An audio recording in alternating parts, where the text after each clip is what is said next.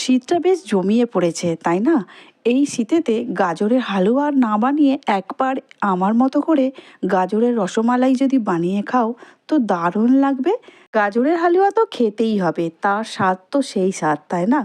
তবে একটু অন্যরকম করে বানিয়ে খাওয়া যেতেই পারে। গাজরগুলো সব ছোট্ট ছোট্ট করে কেটে নিয়েছি, তার আগে খুব ভালো করে কিন্তু ধুয়ে নিয়েছি। আর এখন খুব ভালো করে মিক্সিতে একটা মিহি পেস্ট বানিয়ে নিতে হবে, সেই জন্য মিক্সিদের মধ্যে ভরে নিচ্ছি। নমস্কার বন্ধুরা, শ্রাবণীর পাকঘরে সবাইকে স্বাগত জানাই। আশা করি তোমরা সবাই খুব ভালো আছো, আমিও খুব ভালো আছি। গাজর দিয়ে যে কোনো মিষ্টি বানাতে খুবই ভালোবাসি আমি, কারণ গাজরের মিষ্টিগুলো সমস্তটাই খেতে কিন্তু খুব ভালো হয়। যে কোনো ব্যাপারে যদি কোনো সন্দেশও বানানো যায় তাহলেও কিন্তু খুব ভালো হয়। তাহলে চলো আজকে কি কি আমি এখানে নিয়েছি সেটাই তোমাদের সঙ্গে শেয়ার করছি।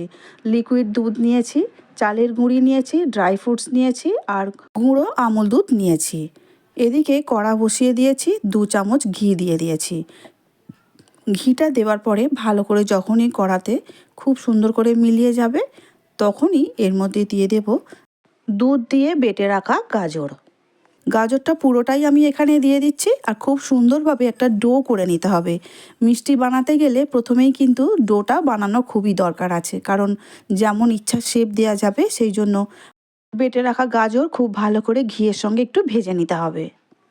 ভাজতে গিয়ে একটু জল ভাব বেরোবে গাজর থেকে, সেটা বেরোবেই যখনই এটা একটু টান টান হয়ে যাবে, তারপরে ঘিয়ের সঙ্গে খুব ভালো করে মেশানো হয়ে যাবে, ঠিক সেই সময় দিয়ে দিতে হবে অল্প করে একটু নুন। নুনটা মিষ্টির সঙ্গে একটু ব্যালেন্স করে, আর এমনি আলোনা মিষ্টি খেতে অতটা ভালো লাগে না যতটা সামান্য একটু নুন দেওয়া থাকলে খেতে ভালো হয়, সেই জন্য আমি এখানে দিলাম। এবারে দিয়ে দিচ্ছি 2 বাটি লিকুইড দুধ। দুধ ভালো করে আমি এখানে আগে থেকে জাল করে রেখেছিলাম, সেই 2 বাটি লিকুইড দুধ আমি এখানে দিয়ে দিচ্ছি।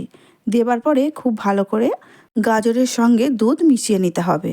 তারপরে একটু ফুটে উঠলে এর মধ্যে দিয়ে দেব পরিমাণ মতো দুধ, যেটা আমুল দুধ আমি রেখে দিয়েছিলাম। এখানে 3-4 চামচের মতো আমুল দুধ আমি রেখেছিলাম, পুরোটাই দিয়ে দিলাম। আর গ্যাসের জোরটা কমিয়ে তাড়াতাড়ি করে মিশিয়ে নিতে হবে গাজরের সঙ্গে। তারপরে দিয়ে দেব চালের গুঁড়ি। চালের গুঁড়িটা এখানে যতটা গাজর নেবে সেই অনুপাতেই চালের গুঁড়িটা নিতে হবে। মোটামুটি দেখবে পাকটা কতটা ভালো হচ্ছে, যদি প্রয়োজন হয় আবারও দিতে হবে। 4-5 চামচের মতো চালের গুঁড়ি দিয়ে আমি নাড়াচাড়া করে নিয়েছি। এবারে স্বাদ অনুসারে দিয়ে দেব চিনিটা। চিনিটা অবশ্যই যে যার ব্যক্তিগত ব্যাপার, কতটা কে মিষ্টি খাবে না খাবে সেই জন্য। গাজর এমনিতেই মিষ্টি, তারপরে আমুল দুধ গুঁড়ো দুধ দেওয়া হয়েছে, আর দিয়েছি লিকুইড দুধ, সব কিছুরই একটু মিষ্টি মিষ্টি ভাব থাকে। আর মিষ্টিটা কী বলো তো, একটু কম মিষ্টি হলেই ভালো লাগে যে কোনো মিষ্টি। দিয়ে দিচ্ছি 1 চামচের মতো আবারও ঘি। নাড়াচাড়া করে পাকটা করতে সুবিধা হবে আর খেতে আর একটু ভালো হবে বলে আবারও একটু ঘি দিয়ে দিলাম।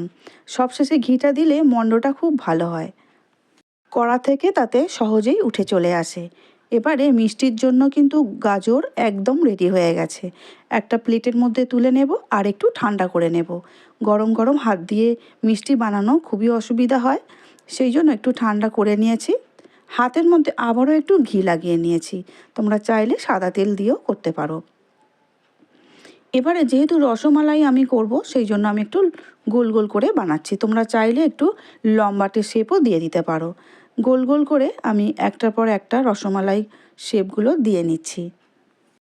গাজর যখনই ঘি দুধ চিনি ইত্যাদির সঙ্গে নাড়াচাড়া করে পাকটা করছিলাম না, তখন কিন্তু গন্ধটা খুব সুন্দর ঝাড়ছিল। বাড়িতে বাচ্চারাও তারাও জিজ্ঞাসা করে উঠেছে যে আজকে কী রান্না হচ্ছে, এত সুন্দর একটা গন্ধ ছেড়েছে।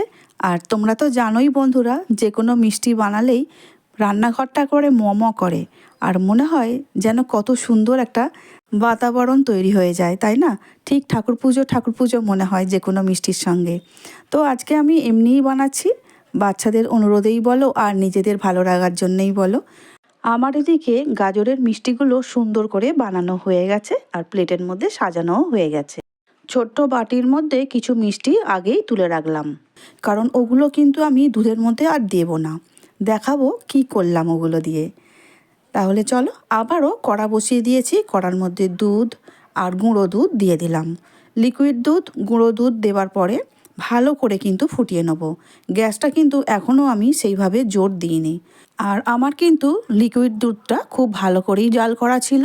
দুধ তো খুব জোরে ফুটে উঠলে গুঁড়ো দুধ দেওয়ার পরে গুঁড়ো দুধ ভালো করে গুলতে চায় না, তোমরা তো সবাই জানো। এবারে গাজরের যে মিষ্টি বানালাম গোল গোল করে, সেগুলো দুধের মধ্যে আলতো আলতো করে দিয়ে দিতে হবে। গ্যাসের ফ্লেমটা এবারে বাড়িয়ে দিতে হবে আর খুন্তি দিয়ে আলতো করে নাড়াচাড়া করে নিতে হবে, যাতে একে অপরের সাথে আর না মিশে যায়। কারণ খুব জোরে যখনই ফুটে উঠবে তখনই একে অপরের গায়ে লেগে যেতে পারে। সুতরাং আগেই একটু নাড়াচাড়া করে নিতে হবে, প্রত্যেকের গায়ে প্রত্যেকেই যেন আর লেগে না যায়। দেখতেই পাচ্ছ দুধ কিন্তু খুব জোরে ফুটে উঠেছে। আর বেশি খুব ফোটানোর দরকার নেই, 3-4 মিনিট ভালো করে ফুটলেই কিন্তু রেডি হয়ে যাবে আমাদের গাজরের রসমালাই। এবারে কিছু ড্রাই ফ্রুটস আমি রেখেছিলাম আলাদা করে, সেগুলো আমি ওপর দিয়ে ছড়িয়ে দিলাম। এখন কিন্তু দুধটা অনেকটাই ঘন ঘন হয়ে এসেছে, আর যেহেতু চালের গুঁড়ি দেওয়া আছে সুতরাং দুধ কিন্তু আবারও যখনই মিষ্টি ঠান্ডা হয়ে যাবে তখন টেনে নেবে। সেই জন্য দুধটা একটু পাতলা অবস্থাতেই গ্যাসটা অফ করে দিতে হবে। দেখতেই পাচ্ছ আমি এই অবস্থায় কিন্তু গ্যাসটা অফ করে দিচ্ছি। এর বেশি দুধটা মারলে একদম পুরো টাইট হয়ে যাবে মিষ্টিটা, তখন অন্য রকম খেতে হয়ে যাবে। ভালো লাগবে না সেটা বলছি না, ভালো লাগবে, কিন্তু রসের সঙ্গে মালাইয়ের যে স্বাদটা সেটা মনে হয় একটু কম পড়ে যাবে। আজ আমি গাজরের রসমালাই বানালাম, তোমাদের কেমন লেগেছে সেটা অবশ্যই কমেন্ট করে জানাবে। কারণ তোমাদের কমেন্ট পড়তে আর উত্তর দিতে দুটোই আমি ভালোবাসি।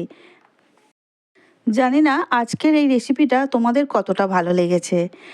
আমি কিন্তু এটুকু বলতেই পারি, দেখতে যতটা সুন্দর হয়েছে বলে মনে হচ্ছে, খেতে কিন্তু ততটাই সুন্দর হয়েছে। আর একটাও ফেলা যাবে না। তবে আমি এটুকু বলতে পারি, যখনই গাজরের মিষ্টিটা বানানো হয়েছে মণ্ডর মতো করে, তখনই কিন্তু খাবার ইচ্ছা সবার যাবে। রসে ডোবানোটা পরের কথা, কারণ মিষ্টিটা এতটাই সুন্দর খেতে হয়েছে। আলাদা ছোট্ট বাটি করে যে মিষ্টিগুলো সরিয়ে রেখেছিলাম সেগুলো একটু সাজিয়ে নেওয়ার জন্যই দিয়ে দিচ্ছি। সেই জন্যই আমি একটু আলাদা করে রেখে দিয়েছিলাম।